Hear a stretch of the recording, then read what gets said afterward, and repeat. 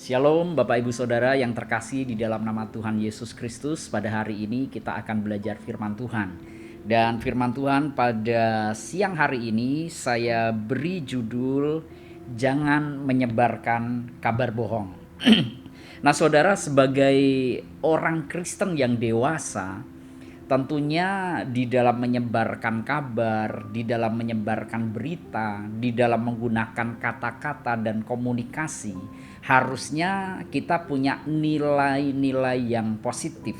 Kata-kata yang kita sebarkan, media sosial yang kita gunakan, kalimat yang kita gunakan harusnya membawa nilai-nilai yang positif bagi lawan bicara kita.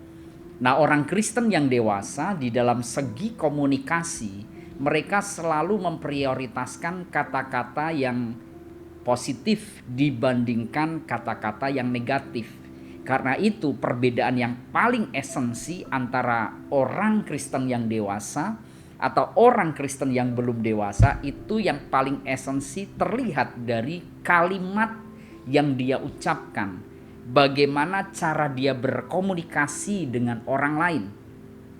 Kalau komunikasinya suka melukai hati orang lain, kalau komunikasinya suka mematahkan semangat orang lain, kalimat-kalimat yang dia keluarkan kasar, kalimat-kalimat yang dia keluarkan tidak membangun, menurut saya bisa diindikasikan orang seperti ini adalah orang Kristen yang belum dewasa. Meskipun dia punya jabatan di gereja, meskipun usia kekristenannya sudah lama, tetapi kalau kalimat yang dia ucapkan, kata-kata yang dia ucapkan tidak mempunyai muatan-muatan yang positif dalam segala konten, saudara, dalam segala situasi, menurut saya orang seperti ini belum dewasa di dalam spiritualitasnya. Tetapi orang Kristen dewasa adalah orang Kristen yang kalimat dan perkataannya bermuatkan positif, membangkitkan semangat orang lain, memulihkan hati yang terluka, memberikan damai sejahtera kepada lawan bicaranya. Nah, karena itu pada hari ini mari kita berhati-hati. Pada siang hari ini Bapak Ibu Saudara, kita berhati-hati dengan kata-kata yang kita ucapkan, dengan kalimat yang kita ucapkan, dengan gaya komunikasi yang kita tampilkan kepada lawan bicara kita. Karena seperti apa komunikasi kita dengan orang lain mencerminkan seberapa dewasa spiritualitas kita. Di dalam Bilangan pasal 13 ayat 32, Alkitab berkata seperti ini Bapak Ibu Saudara.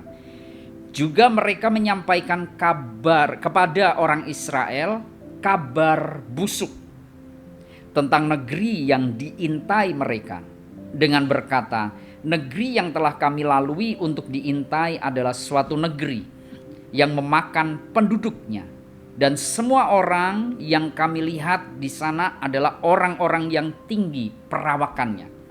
Dalam terjemahan bahasa Indonesia sehari-hari, kabar busuk diterjemahkan dengan lalu mereka menyebarkan cerita bohong.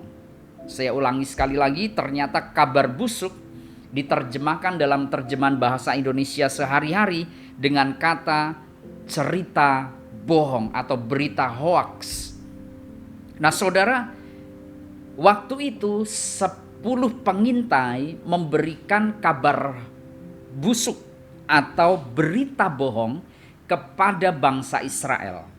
Waktu itu Musa akan mengajak bangsa Israel untuk memasuki tanah Kanaan.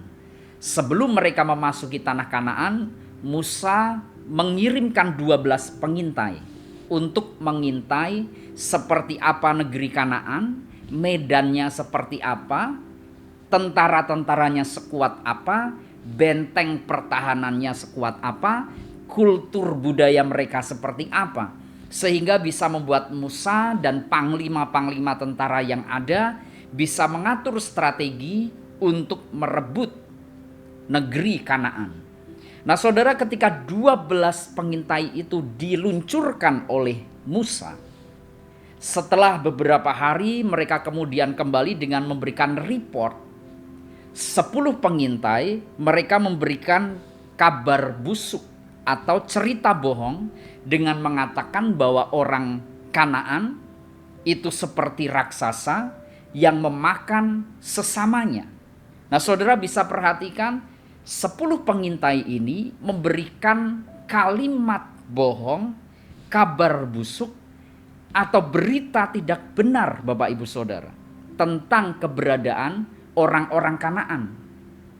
Padahal di Alkitab tidak ada yang mengatakan bahwa ada orang kanibal di bangsa Kanaan.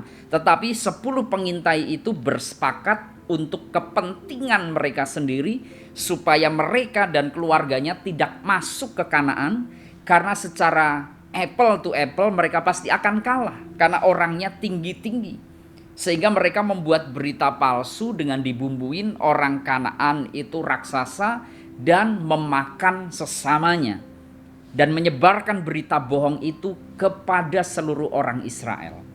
Nah, saudara, ketika berita bohong itu disebarkan, kita bisa melihat bahwa 10 pengintai ini adalah orang-orang yang belum dewasa di dalam spiritual dan mental mereka. Tujuan mereka menyebarkan kabar bohong untuk mengamankan mereka dan keluarganya. Nah, perhatikan, banyak orang-orang Kristen juga seperti ini, saudara. Rela melakukan kebohongan demi mengamankan kepentingan mereka sendiri. Rela melakukan berita bohong, rela menyebarkan kalimat-kalimat yang bermuatan negatif demi mengamankan dirinya dan kelompoknya, bahkan family-nya. Nah, menurut saya seperti inilah orang Kristen yang belum dewasa. Suka menyebarkan berita yang tidak benar.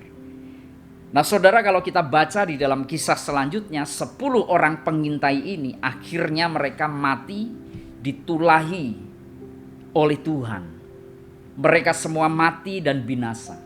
Nah, saudara, kita belajar bahwa ketika kita tidak bisa menjaga kalimat kita, ketika kita tidak bisa menjaga ucapan kita yang mencerminkan kita ini sudah dewasa, maka berhati-hatilah saudara berurusan dengan Tuhan. Ketika kalimat kita bermuatan untuk kepentingan kita, untuk mengamankan kesalahan kita, hati-hatilah. Saudara belum dewasa di dalam Tuhan dan saudara berurusan dengan Tuhan.